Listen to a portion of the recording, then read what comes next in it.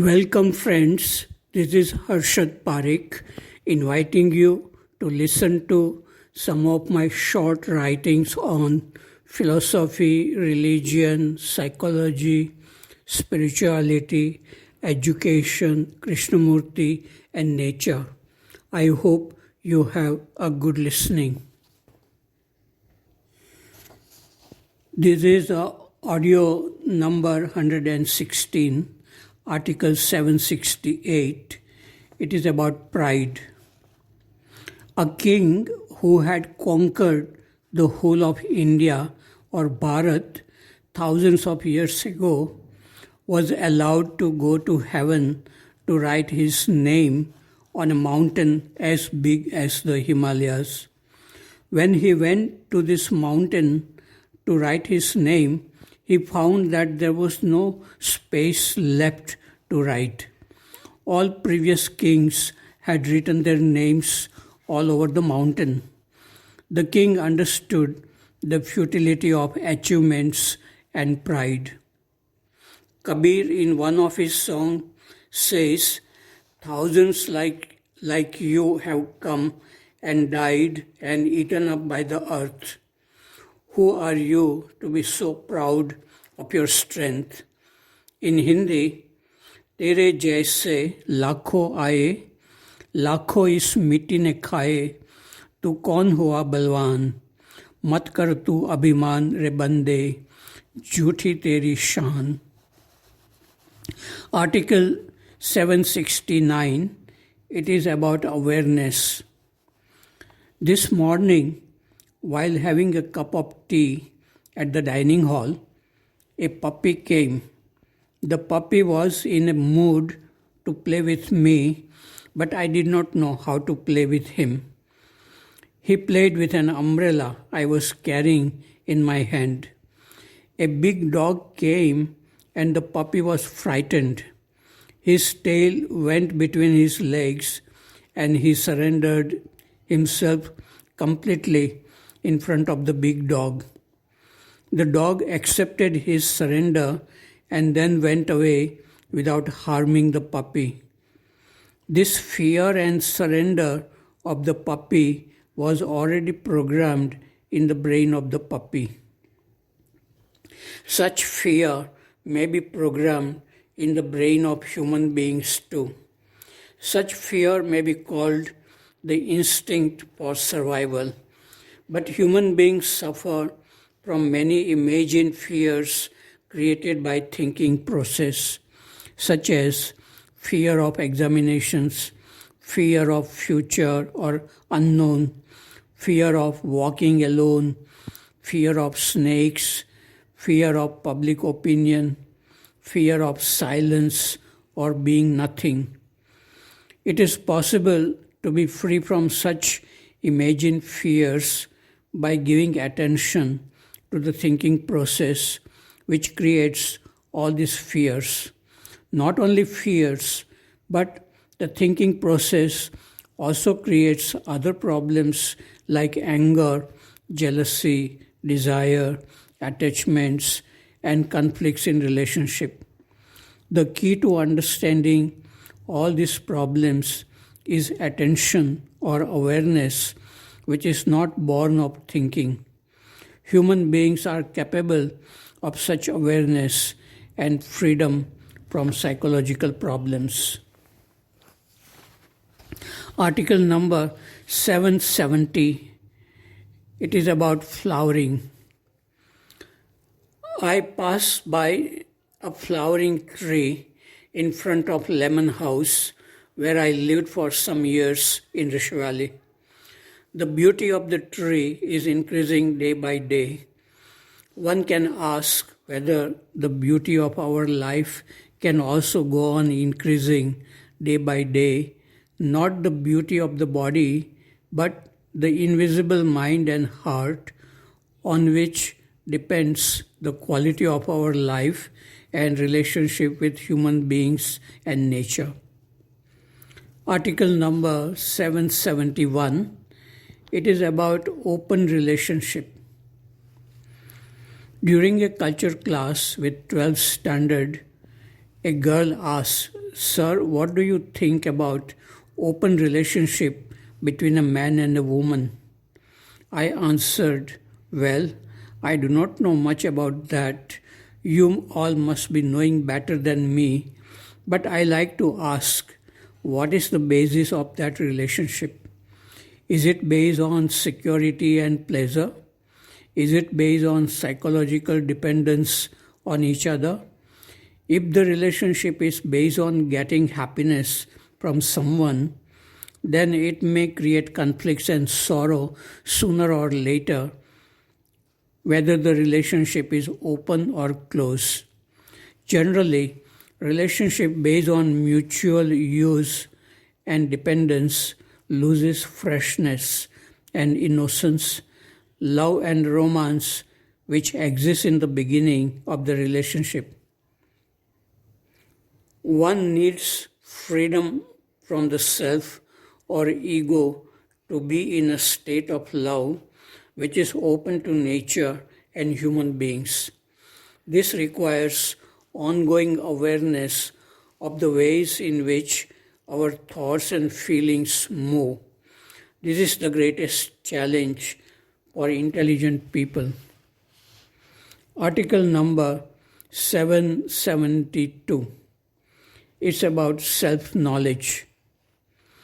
This morning in the school assembly, we sang Shankaracharya's Bhaj Govindam.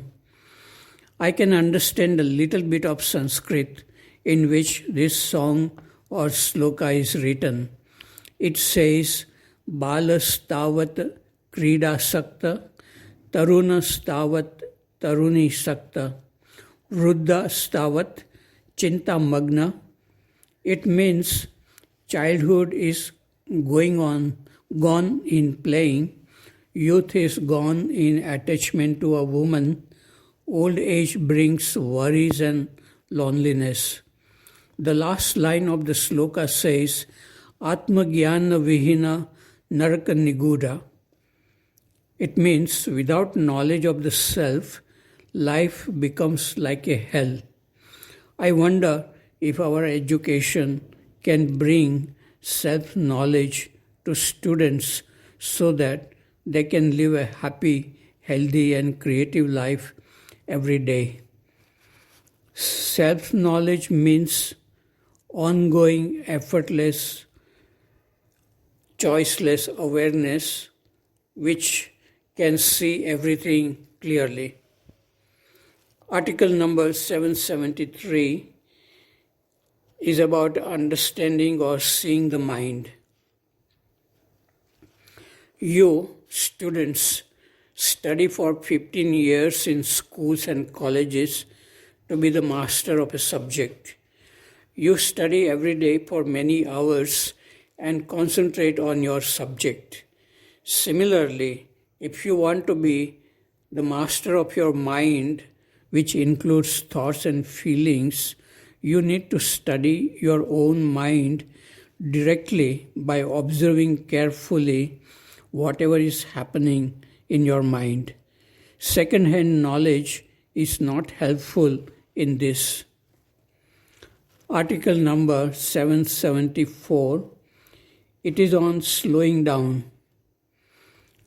When you slow down your mind, you become clear, confident, and fast in solving problems of living as well as problems of physics and mathematics. When you try to be fast, you will be confused and make many errors.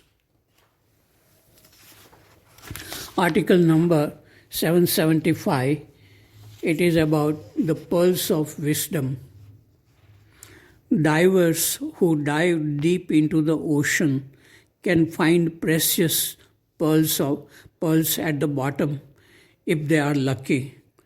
People who meditate can also find sometimes precious pearls of wisdom when they dive deep into the infinite ocean of silent awareness. Article number 776 is about awakening God within. Most people dread retirement. If they do not work, they will be restless. The mind will create problems by thinking about unnecessary things. This will make the brain and body deteriorate. The empty mind is called devil's workshop. But the devil is not outside. It is sleeping and hidden within oneself when one is occupied with work. When the work is taken away after retirement, the devil becomes active. It will not allow the mind to remain cool and quiet. But the empty mind can also be the most wonderful feeling when instead of devil, God awakens within oneself. Then 1,000 lamps of love are ignited within the heart. These lamps illuminate everything one sees within oneself as well as in the outside world. Trees, birds, flowers, clouds, people, everything looks fresh, strangely beautiful, mysteriously alive, throbbing with life. Article number 777. It is about sacredness. The life which is throbbing in me and you is intelligent and sacred. But our minds are conditioned and suffering from many problems of psychological nature like fear, anger, attachments, etc. When the mind lives in harmony with life, the sacredness is felt clearly within us. Article number 778 is about cleaning of mind and heart. When Mirabai wrote 500 years ago, Chalo man Ganga Jamuna tir, Ganga Jamuna nirmal pani, pavan hot sharir. Ganga and Jamuna were clean rivers and people could feel their bodies refreshed by swimming in these rivers. But now these rivers are polluted because the minds of people are polluted by greed, laziness, and corruption. Where can people go now to clean up their minds? It seems that by meditating on the pure spirit which dwells within all of us, this is possible. But very few people have got time to meditate these days. And if they have time, they would prefer to watch films and sports on internet and TV. Meditation is very difficult if the mind is constantly occupied with activities and thinking. In such a state, it is very difficult to see the beauty of the spirit and feel purified in body and mind.